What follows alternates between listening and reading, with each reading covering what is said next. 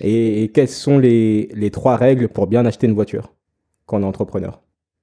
Ah, quand on est entrepreneur, voilà. Alors, tu l'achètes avec ta société, déjà, ça, c'est la première règle. Ok. Tu achètes une voiture avec la société, point. Ça, c'est là. Après, tu peux l'acheter soit en cash, soit en leasing. Ça dépend. Bah, ça dépend si dois sortir du cash parce que sinon tu vas payer des impôts ou alors tu Mhm. veux lisser la charge. Déjà, ça dépend. Donc, Mhm. c'est deux techniques qui peuvent être bien Ok. en fonction de toi. Et puis, c'est vraiment, c'est les deux règles en fait, c'est tout. Et c'est choisir une voiture avec laquelle tu peux rouler et aller voir tes clients. Ok. Donc, une voiture qui est aussi alignée avec tes clients. Mhm. Donc ta Tu voiture, vois. c'est un outil de marketing en soi, c'est ça? De ouf, c'est un outil marketing. Ah Quelle est la oui. dernière opportunité que ça t'a apporté? Ah bah, la Bentley, par exemple, Mhm. que je viens d'acheter là, bah, le gars du garage, il a vu que j'étais un petit peu connue, enfin, tu vois, un peu visible. Eh Mhm. ben, j'ai pu négocier beaucoup plus le prix de la voiture et il m'a offert des services en plus. Il m'a vraiment, donc, service en plus, qualité de ouf, Mhm. et puis négociation.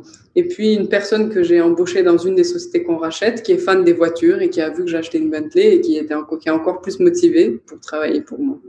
Ok, bah ça c'est fort. C'est vraiment... Ouais, donc c'est vrai que c'est plus intéressant de savoir ça, que la voiture, tu l'achètes pas juste pour la beauté de l'objet, mais que aussi il y a toujours un alignement avec ce que tu fais en termes de Margot Klein.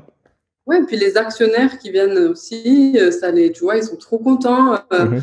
de savoir que c'est possible d'avoir une belle voiture. Ils sont trop contents, tu vois, ça les motive aussi. Mhm. Et les gens, ils te disent, comment t'es... Ah ouais, mais t'es jeune. Par exemple, je fais de l'équitation. Ouais. Bah, les patrons du lieu, ils m'ont demandé, bah, mais t'es jeune, comment tu fais pour avoir ces voitures? Bam, du coup, tu dis, ah bah oui, je fais ça, ça et ça. Ah ouais, super intéressant, bah, on pourra en parler, tu Mhm. vois. Mhm, mhm. C'est top. Ça me fait penser à une anecdote de Jean-Luc Monteagudo. Je sais pas si ça te dit quelque chose. Ce nom, ok, bah c'est un infopreneur également. Il était venu sur le podcast il y a peut-être 2 ans et il m'a dit qu'il avait acheté une grosse voiture et que ce qu'il faisait, c'est qu'il se mettait devant des grands restaurants, je sais plus dans quelle ville, peut-être à Saint-Tropez, quelque chose comme ça. Et puis les gens venaient regarder sa voiture et je disais, mais attends, mais quel est ce jeune avec cette voiture? Et du coup, il disait, allez, je vois que vous aimez les voitures, allez, je vous fais faire un tour. Et il parlait avec la personne, il expliquait ce qu'il faisait parce que les gens, tout comme toi, voulaient savoir, enfin, bah, pourquoi tu as dans cette voiture, comment est-ce que tu as fait, etc. Et au final, il expliquait qu'il faisait du web marketing et à la fin, il les closait, tout simplement. Ah ouais. Alors moi, je sais pas. Ouais. Ils Ouais, devaient vendre des programmes en ligne. Alors oui, c'est sûr que ça peut exactement. vendre des programmes en ligne. C'est... Oui, il y a moyen. Mm, mm, mm.